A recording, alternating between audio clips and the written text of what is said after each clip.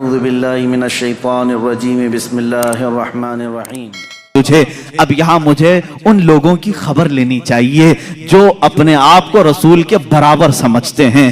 ارے تم پیدا کب ہوئے، آج بڑے کیسے ہوئے، تمہاری زندگی کی سیرت، تمہارا حلیہ سب کو بتاؤ، لوگ کراہت سے بھاگ جائیں گے۔ تم اگر کسی کو پسینہ سنگھاؤ بیوی چھوڑ کر بھاگ جائے، اور تم اپنا لعاب تھوک کہیں ڈالو تو کھانا بے برکت ہو جائے، بلکہ میں کہوں جو کھا لے اس کو زہر چڑھ جائے، اور تم کہتے ہو رسول پاک امتی کے برابر ہو سکتے ہیں۔ نادانو، حضور سے برابری کرنے کی بات کرتے ہو تو ذرا اپنے جسم کو دکھاؤ، کیا تمہارے جسموں پر مکھی اور مچھر نہیں بیٹھتے؟ مچھر دانی لگاتے ہو پھر بھی گھس کر آتے ہیں اور کاٹتے بھی ہیں، اور تم جسم ناز رسول کی برابری کی بات کرتے ہو۔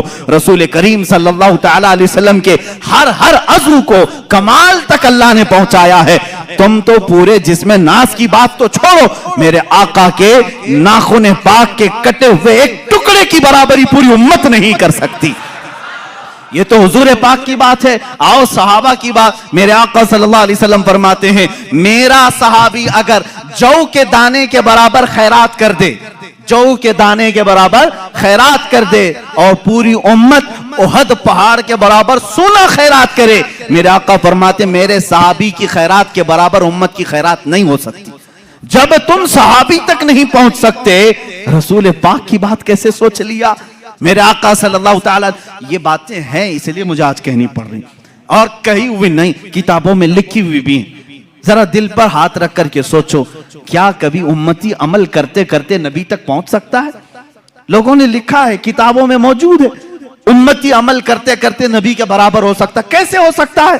حضرت عثمان غنی رضی اللہ تعالیٰ عنہ کا زمانہ ہے، منبر پر 3 ہی زینے تھے، حضور صلی اللہ تعالیٰ علیہ وسلم تیسرے زینے پر، اور صدیق اکبر کے زمانے میں دوسرے زینے پر وہ کھڑے ہو کر خطبہ دیتے، حضرت عمر کے زمانے میں پہلے زینے پر خطبہ دینے لگے، اب حضرت عثمان کا زمانہ ہے، اب کہاں اتریں گے تو ختم ہو گئے، وہ پھر تیسرے زینے پر چڑھ گئے، کہاں پر؟ تیسرے پر۔ لوگوں نے بعد میں خطبہ دینے کے بعد حضرت عثمان سے پوچھا صحابی رسول کا عقیدہ کیا ہے؟ صحابہ میں بھی عقیدہ کیا چلتا تھا اس زمانے میں؟ سنو، صحابہ نے پوچھا، حضور صلی اللہ تعالیٰ علیہ وسلم کے بعد حضرت ابوبکر دوسرے پر کھڑے ہو کر خطبہ دیتے تھے، حضرت عمر نیچے پہلے والے زینے پر کھڑے ہو کر خطبہ دیتے تھے، اب آپ کے زمانے میں آپ پھر تیسرے پر کھڑے ہو گئے۔ حضرت عثمان نے کیا پیارا جواب دیا، کہتے ہیں اگر دوسرے پر کھڑا ہوتا تو لوگ یہ سوچ سکتے ابو بکر کی برابری کر رہا ہے، پہلے پر کھڑا ہوتا تو لوگ یہ کہتے کہ عمر کی برابری کر رہا ہے۔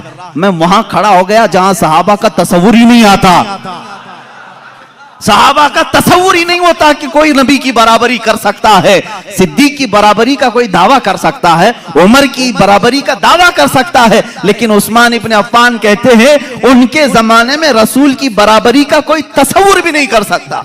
1400 سال کے بعد تم برابری کا دعویٰ کیسے کرنے لگ گئے؟